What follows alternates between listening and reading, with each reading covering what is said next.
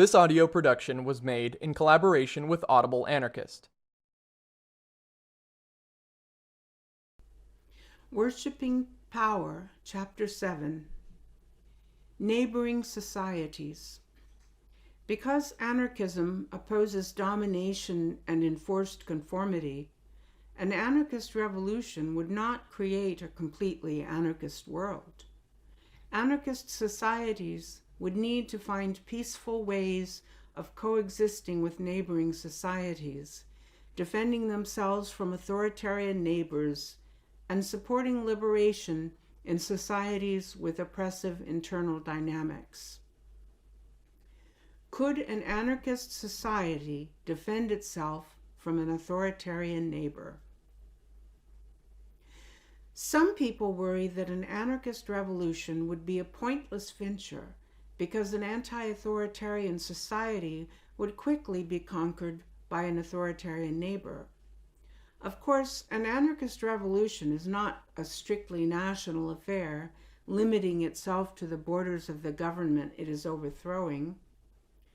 The idea is not to create a small pocket of freedom where we can hide or retire, but to abolish systems of slavery and domination on a worldwide scale. Because some areas might liberate themselves before others, the question remains whether an anarchist society could be safe from an authoritarian neighbor. Actually, the answer is no. States and capitalism are imperialist by nature, and they will always try to conquer neighbors and universalize their rule. The elite class of hierarchical societies are already at war with their own lower classes, and they extend this logic to their relations with the rest of the world, which becomes nothing but a pool of resources for them to exploit so as to win more advantages in their unending war. Anarchist societies, meanwhile, encourage revolution in authoritarian societies, both through intentional solidarity with rebels in those societies and by providing a subversive example of freedom, showing the subjects of the state that they do not need to live in fear and submission. So in fact, neither of these societies would be safe from the other. But an anarchist society would by no means be defenseless. The anarchist society of southern Ukraine at the end of the First World War was a major threat to the German and Austrian empires, the White Army, the short-lived nationalist Ukrainian state, and the Soviet Union. The volunteer militias of the Makhnovists inspired major desertions from the ranks of the authoritarian Red Army, forced out the Austro-Germans and the nationalists who tried to lay claim to their lands, and aided the defeat of the White Army. This is especially remarkable considering that they were armed almost entirely with weapons and ammunition seized from the enemy. Coordinating forces of up to tens of thousands, the anarchists regularly fought on multiple fronts and shifted between frontal and guerrilla warfare with a fluidity conventional armies are incapable of. Despite always being vastly outnumbered, they defended their land for several years. At two decisive battles, Pereganovka and the Perikop Isthmus, the Makhnovist militias smashed the larger White Army, which was supplied by Western governments. Paul Avrich writes in his book, The Russian Anarchists, extraordinary mobility and a bag of clever tricks constituted Makhno's chief tactical devices. Traveling on horseback and in light peasant carts, tachanki, on which machine guns were mounted, his men moved swiftly back and forth across the open steppe between the Dnieper and the Sea of Azov, swelling into a small army as they went, and inspiring terror in the hearts of their adversaries. Hitherto independent guerrilla bands accepted Makhno's command and rallied behind his black banner. Villagers willingly provided food and fresh horses, enabling the Makhnovtsi to travel 40 or 50 miles a day with little difficulty. They would turn up quite suddenly where least expected, attack the gentry and military garrisons, then vanish as quickly as they had come. When cornered, the Makhnovtsi would bury their weapons, make their way singly back to their villages, and take up work in the fields, awaiting the next signal to unearth a new cache of arms and spring up again in an unexpected quarter. Makhno's insurgents, in the words of Victor Sergei, revealed, quote, a truly epic capacity for organization and combat. End citation. After their supposed allies, the Bolsheviks, endeavored to impose bureaucratic control over southern Ukraine while the Makhnovists were fighting at the front, they successfully waged guerrilla warfare against a massive Red Army for 2 years, aided by popular support. The ultimate defeat of the Ukrainian anarchists demonstrates the need for greater international solidarity.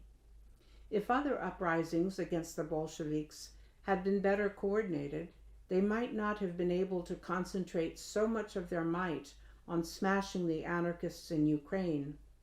Likewise, if libertarian socialists in other countries had spread news of the Bolshevik repression rather than all rallying behind Lenin, an anti-authoritarian rebellion in one corner of the world might even be able to defend itself from the government it is overthrowing and several neighboring governments, but not from all the governments of the entire world. Global repression must be met with global resistance. Fortunately, as capital globalizes, popular networks do as well. Our ability to form worldwide movements and act quickly in solidarity with the struggle on the other side of the planet is greater than ever before. In parts of pre-colonial Africa, anarchic societies were able to exist side by side with, quote, predatory states, end quote, for centuries, because the terrain and available technology favored, quote, defensive warfare with bows and arrows, the democratic weapon of warfare, since anyone can have one, end quote. The Seminole tribe of Florida provide an inspiring example of a stateless, anarchistic society persisting despite the best efforts of an extremely powerful, technologically advanced neighboring state with a population thousands of times larger. The Seminole, whose name originally means runaways, formed out of several indigenous nations, principally the Western Creek, fleeing genocide through the southeastern part of what white people had decided was the United States. The Seminole also included a significant number of escaped African slaves and even a few white Europeans who had run away from the oppressive society of the United States. The inclusivity of the Seminole demonstrates how indigenous Americans viewed tribe and nation as matters of voluntary association and acceptance within a community, rather than the restrictive ethnic hereditary categories they are assumed to be in Western civilization. The Seminole call themselves the unconquered people because they never signed a peace treaty with the colonizers. They survived a series of wars waged against them by the United States and managed to kill 1,500 U.S. soldiers and an unknown number of militiamen. During the Second Seminole War, from 1835 to 1842, the 1,000 Seminole warriors in the Everglades employed guerrilla tactics to devastating effect, even though they faced 9,000 professional, well-equipped soldiers. The war cost the U.S. government $20 million, a huge sum at the time. By the end of the war, the U.S. government had managed to force most of the Seminole into exile in Oklahoma, but gave up on conquering the remaining group, who never surrendered and continued to live free of government control for decades. The Mapuche are a large indigenous group living on land now occupied by the states of Chile and Argentina. Traditionally, they made decisions with consensus and a minimum of hierarchy. Lacking any kind of state apparatus did not prevent them from defending themselves. Before the European invasion, they successfully defended themselves from their hierarchical neighbors, the Inca, who were by European standards far more advanced. During the Spanish conquest, the Inca fell quickly, but the Mapuche lands became known as the, quote, Spanish cemetery, close quote. After the Mapuche defeated the conquistadors in a series of wars spanning 100 years, Spain signed the Treaty of Quilín, admitting its failure to conquer the Mapuche and recognizing them as a sovereign nation. Mapuche sovereignty was further recognized in 28 subsequent treaties. In their wars against the Spanish, Mapuche groups unified under elected war leaders, taqui, or axe carriers. Unlike troops in a military, the groups maintained their autonomy and fought freely rather than under coercion. This lack of hierarchy and coercion proved to be a military advantage for the Mapuche. Throughout the Americas, hierarchical indigenous groups like the Inca and Aztecs were defeated quickly by the invaders, as they often surrendered after the loss of the leader or capital. They were also weakened by revenge attacks from the enemies they had made by conquering neighboring groups before the Europeans arrived. The anarchistic indigenous groups were often the ones most capable of waging guerrilla warfare against the occupiers. From 1860 to 1865, the Mapuche were invaded and pacified by the Chilean and Argentinian states, a genocide that claimed hundreds of thousands of lives. The invaders began a process of suppressing the Mapuche language and Christianizing the conquered people. But Mapuche resistance continues, and thanks to this, a number of Mapuche communities still enjoy a relative degree of autonomy. Their resistance remains a threat to the security of the Chilean state. As of this writing, several Mapuche are imprisoned under Pinochet-era anti-terrorism laws for attacks against forestry plantations and copper mines that were destroying the land. Fierce indigenous resistance was not the only major barrier to colonialism.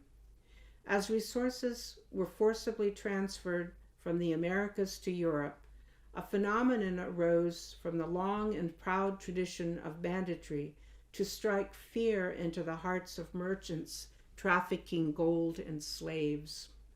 Writers from Daniel Defoe to Peter Lamborn Wilson have portrayed piracy as a struggle against Christendom, capitalism, and its predecessor mercantilism and government.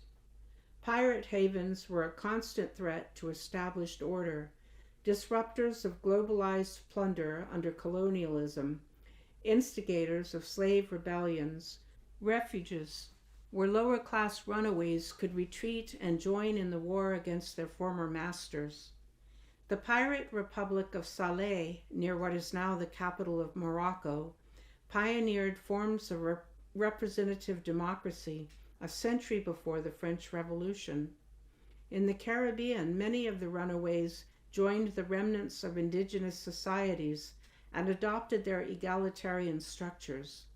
This pirate social class also contained many proto-anarchist social revolutionaries, such as levelers, diggers, and ranters, banished to English penal colonies in the New World. Many pirate captains were elected and immediately recallable. According to an excerpt from Pirate Utopias, quote, "The authorities were often shocked by their libertarian tendencies. The Dutch governor of Mauritius met a pirate crew and commented, 'Every man had as much say as the captain, and each man carried his own weapons in his blanket.' This was profoundly threatening to the order of European society, where firearms were restricted to the upper classes, and provided a stark contrast to merchant ships, where anything that could be used as a weapon was kept under lock and key, and to the Navy, where the primary purpose of the Marines stationed on naval vessels was to keep the sailors in their place." End quote. Pirate societies cultivated greater gender equality as well, and a number of pirate captains were women.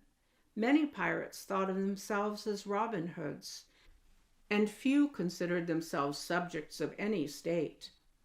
While numerous other pirates engaged in mercantilism, selling their stolen goods to the highest bidders, or even participated in the slave trade, another current in piracy constituted an early force for abolitionism, aiding slave rebellions and involving many ex-slaves. Authorities in North American colonies like Virginia were concerned about connections between piracy and slave insurrections. Fear of slaves running away to join the pirates and rob their former masters, and of racially mixed uprisings, encouraged the development of laws in the colonies to punish racial mixing. These were some of the first juridical attempts to institutionalize segregation and generalize racism among the white lower class. Throughout the Caribbean and other parts of the world, liberated pirate enclaves thrived for years, though they are shrouded in mystery.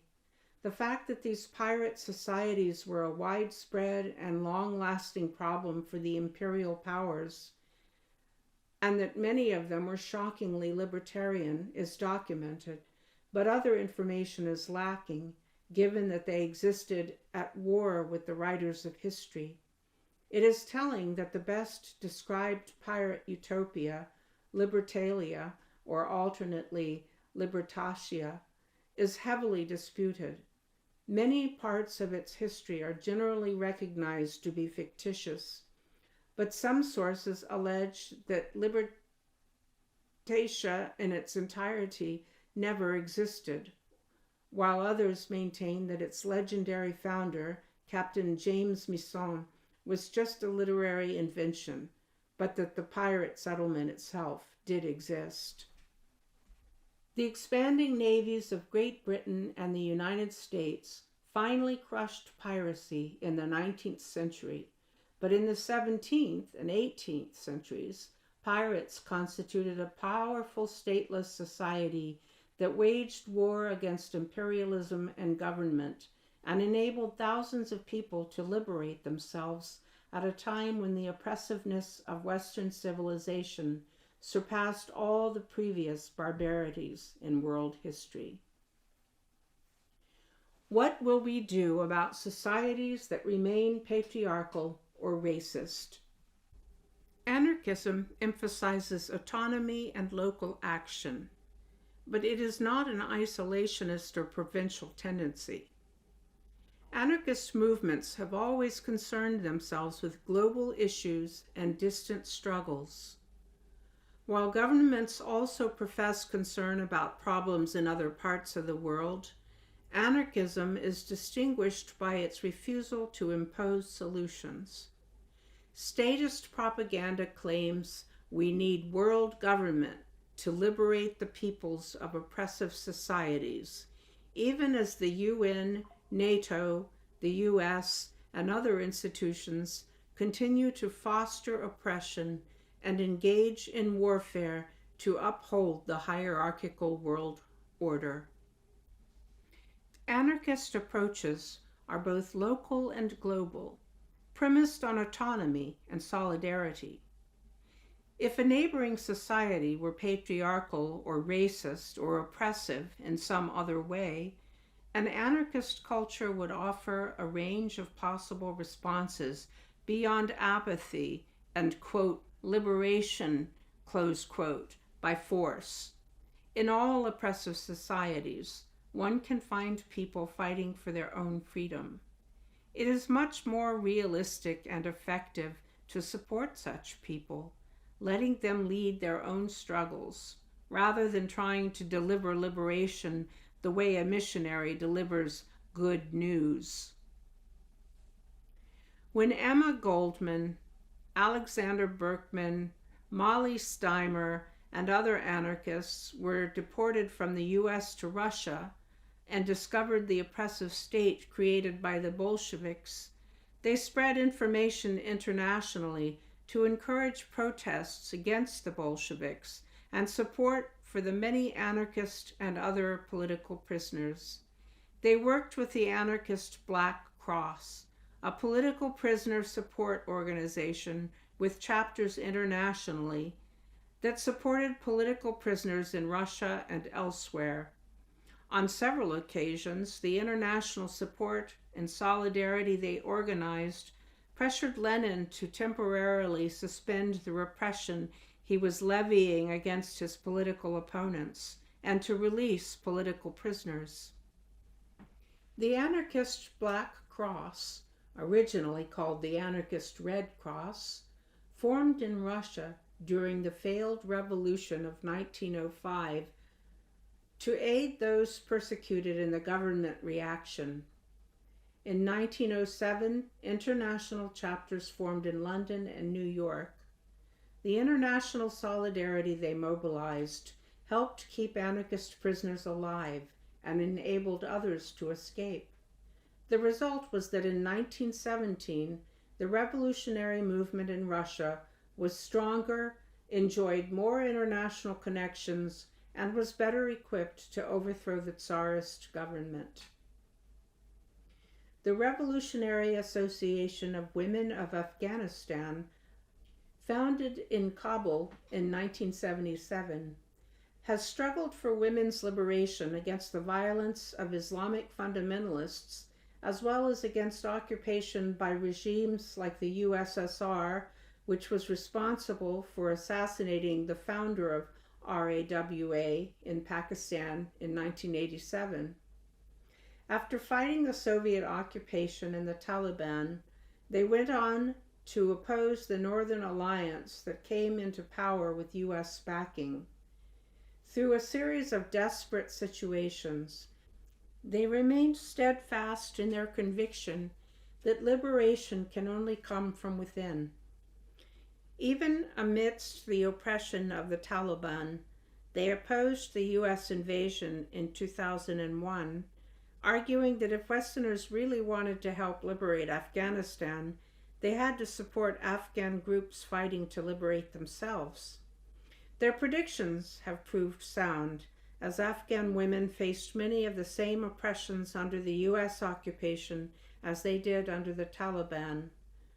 According to RAWA, quote, RAWA believes that freedom and democracy can't be donated. It is the duty of the people of a country to fight and achieve these values, end quote. What will prevent constant warfare and feuding? In statist society, the crisis of warfare has led to a pursuit of unified government at higher and higher levels, ultimately towards world government. This effort has clearly been unsuccessful. After all, war is the health of the state. But success within this model is not even desirable. It is global occupation, not global peace, that a world government strives for.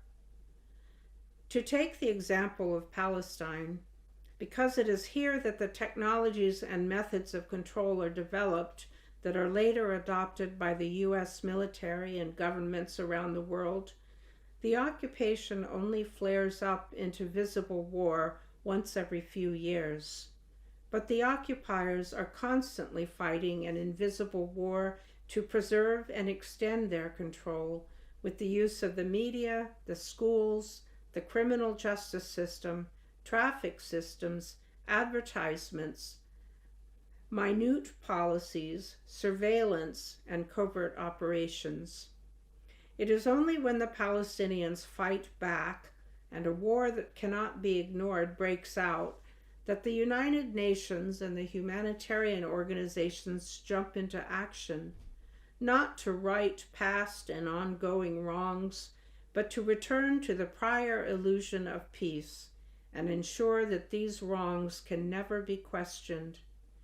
Though with less intensity, the same invisible war is fought against indigenous nations, immigrants, ethnic minorities, poor people, workers, everyone who has been colonized or exploited. In the stateless, small-scale societies of the past, warfare was common, but it was not universal, and in many of its manifestations it was not particularly bloody. Some stateless societies never participated in warfare. Peace is a choice, and they choose it by valuing cooperative reconciliation of conflicts and nurturing behaviors. Other stateless societies that did engage in warfare often practiced a harmless, ritualized variety thereof. In some cases, the line between sporting event and warfare is unclear. As described in some anthropological accounts, teams or war parties from two different communities would meet at a prearranged place to fight. The purpose was not to annihilate the other side, or even necessarily to kill anyone. Someone on one side would throw a spear or shoot an arrow, and they would all watch to see if it hit anyone before throwing the next spear. They would often go home after one person got hurt, or even earlier. In warfare as practiced by the Lakota and other Plains Indians of North America, it was more highly valued to touch an enemy with a stick, counting coup, than to kill him. Other forms of war were simply raiding, vandalizing or stealing from neighboring communities, and often trying to get away before a fight broke out. If these sorts of chaotic fighting were the warfare of an anarchist society, how preferable that would be to the cold, mechanical bloodbaths of the state. But societies that do not want to war with their neighbors can structure themselves to prevent it. Not having borders is an important first step. Often we can arrive at the truth by simply reversing the rationalizations of the state, and the line about borders keeping us safe can easily be decoded. Borders endanger us. If there is a social conflict, violence is much more likely to break out if there is an us and a them. Clear social divisions and borders prevent reconciliation and mutual understanding, and encourage competition and polarization. Anarchist anthropologist Harold Barclay describes some societies in which each individual is connected to others through multiple overlapping networks arising from kinship, marriage, clan affiliations, and so on. He says, quote, "We do have examples of anarchic polities among peoples numbering in the hundreds of thousands, and with fairly dense populations, often over 100 people to the square mile. Such social orders may be achieved through a segmentary lineage system, which, as we have already seen, has certain parallels to the anarchist notion of federalism, or, as among the Tonga and some East African pastoralists, large populations may be integrated by a more complex arrangement which affiliates the individual with a number of cross-cutting and bisecting groups so as to extend his or her social ties over a wide area. In other words, individuals and groups constitute a multitude of interconnected loci, which produces the integration of a large social entity, but without any actual centralized coordination." End quote. In addition to this self-balancing property of cooperative societies, some stateless peoples have developed other mechanisms to prevent feuds. The Mardu Aborigines of Western Australia traditionally lived in small bands, but these periodically came together to hold mass meetings where disputes between individuals or between different groups would be resolved under the eyes of the whole society. In this way, protracted, unaccountable feuding could be avoided, and everyone was on hand to help resolve the conflict. The Konkomba and the Nuer of Africa recognized bilateral kinship relationships and overlapping economic relationships. Insofar as everyone was related to everyone else, there was no clear axis of conflict that might support warfare. A commonly upheld cultural taboo against feuding also encouraged people to resolve disputes peacefully. Anthropologist E. Evans Pritchard described Newer society as, quote, ordered anarchy, end quote. The anarchist movement today continues to fight against the borders that divide a capitalist world. The anti-authoritarian No Border Network, formed in Western Europe in 1999, has since become active throughout Europe and in Turkey, North America, and Australia. No border efforts include support for illegal immigrants, education about the racism encouraged by government immigration policies, protests against government officials, actions against airlines to halt deportations, and no border camps spanning the borders of two countries. In the course of the campaign, participants have forcibly opened border crossings between Spain and Morocco, broken into a children's detention facility in the Netherlands to bring aid and open up communication, partially destroyed a detention facility and sabotaged the companies involved in deportations in Italy, shut down a detention facility in Greece, and freed dozens of immigrants from a detention facility in Australia. No border camps bring people from many countries together to develop strategies and carry out actions. They often take place on the periphery of expanding, quote, first world, close quote, zones, for example, in Ukraine, between Greece and Bulgaria, or between the US and Mexico. Common slogans at No Borders protests include No Border, No Nation, Stop Deportations, Freedom of Movement, Freedom of Residence, Right to Come, Right to Go, Right to Stay. Anarchist societies encourage the free creation of overlapping networks between neighbors, communities, and societies. These networks may include material exchange, cultural communication, friendships, family relationships, and solidarity. There is no clear delineation of where one society ends and another begins, or what the sides would be in a conflict. When there is a feud, the feuding parties are likely to have many social relationships in common, and many third parties will be caught in the middle. In a culture that emphasizes competition and conquest, they may still take sides and offset the possibility of reconciliation.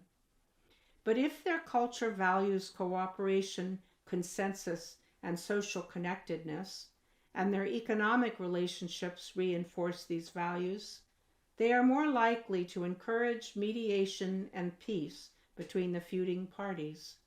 They might do so out of a personal desire for peace, because of a concern for the well-being of the people involved in the fight, or out of self-interest, as they also depend on the health of the social networks in question.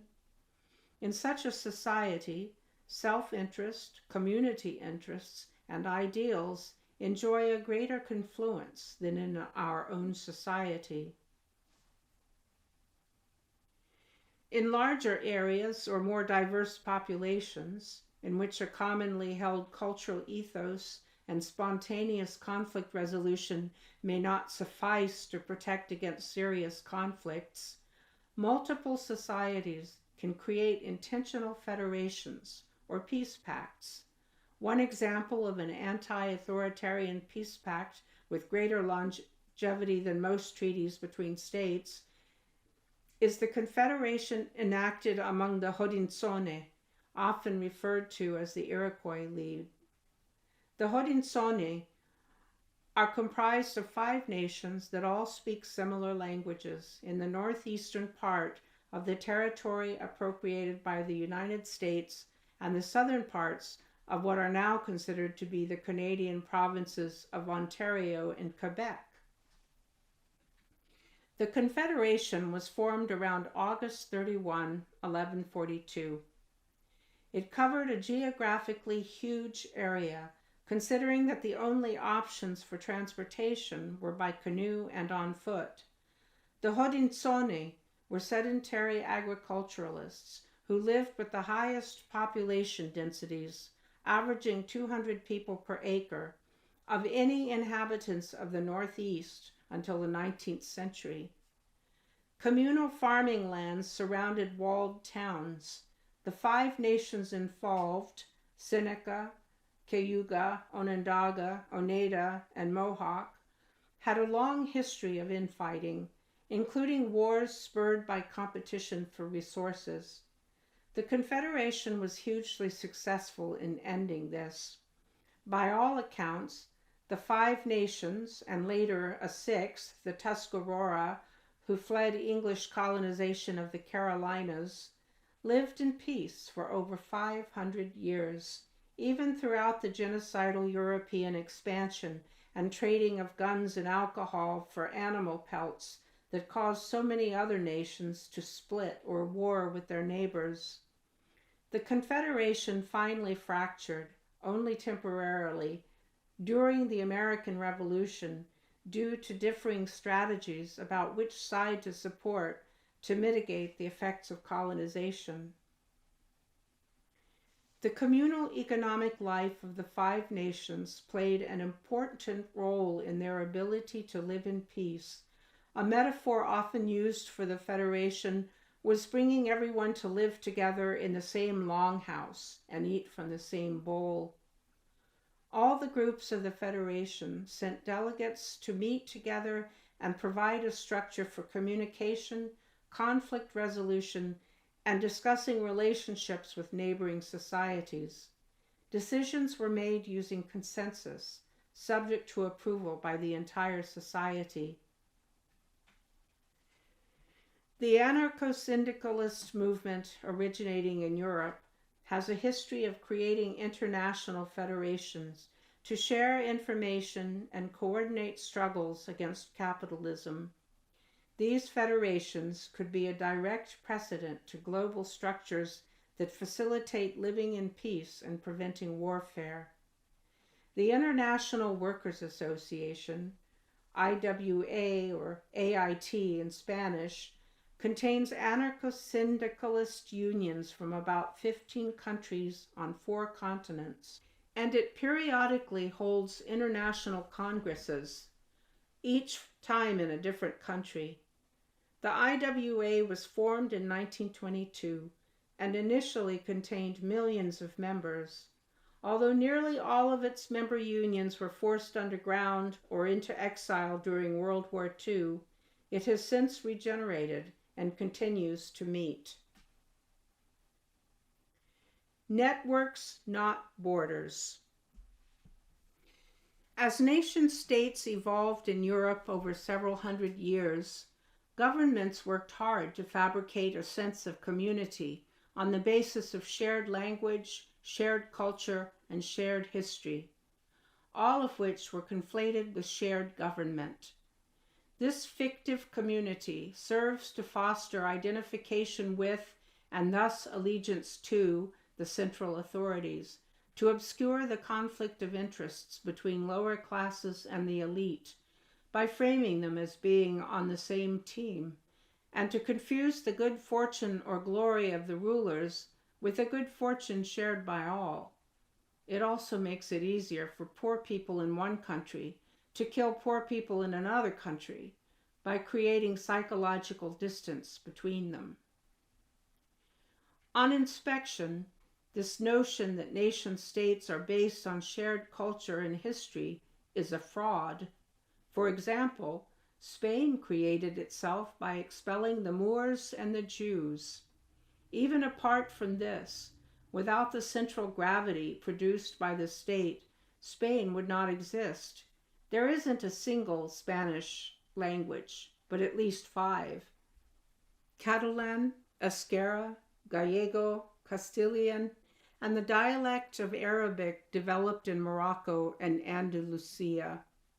If any of these languages were subject to careful scrutiny, more fractures would appear.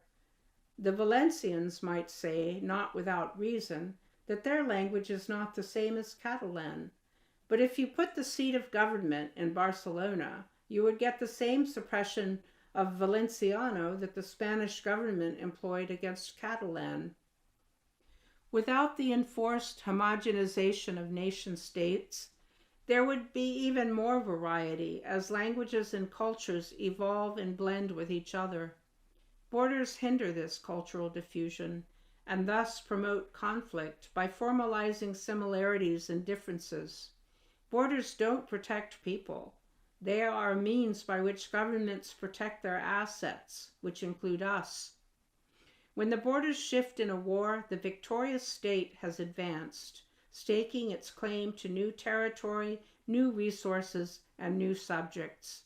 We are plunder, potential cannon fodder, taxpayers, and laborers, and borders are the walls of our prison.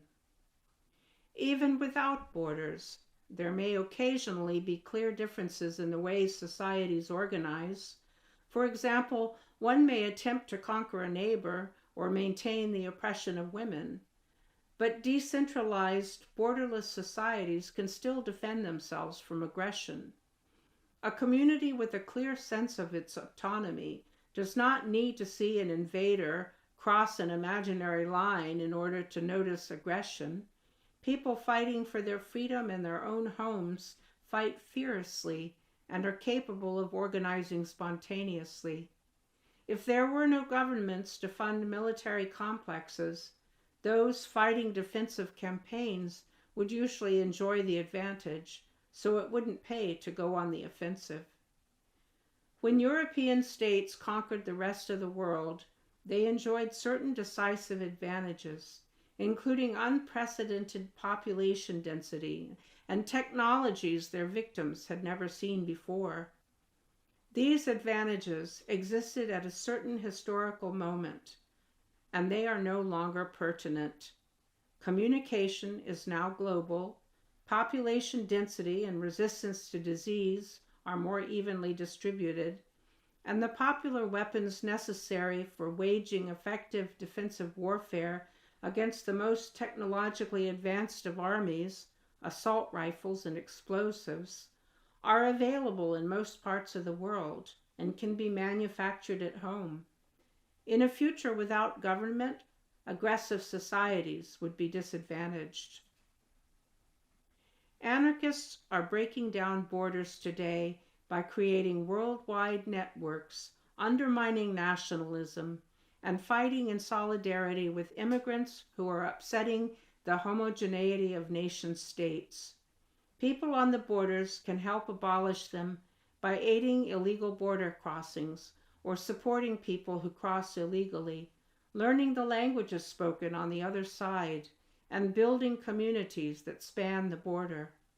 People farther inland can assist by ending their allegiance to centralized, homogenized culture and developing local culture by welcoming migrants into their communities and by spreading awareness and acting in solidarity with struggles in other parts of the world. Recommended reading: Harold Barclay, People Without Government, An Anthropology of Anarchy, London, Kahn and Averill, 1982. Starhawk, The Fifth Sacred Thing, New York, Bantam, 1993. Stephen Arthur, Where License Reigns with All Impunity, An Anarchist Study of the Routinoshoni Polity, Northeastern Anarchist number 12, Winter 2007.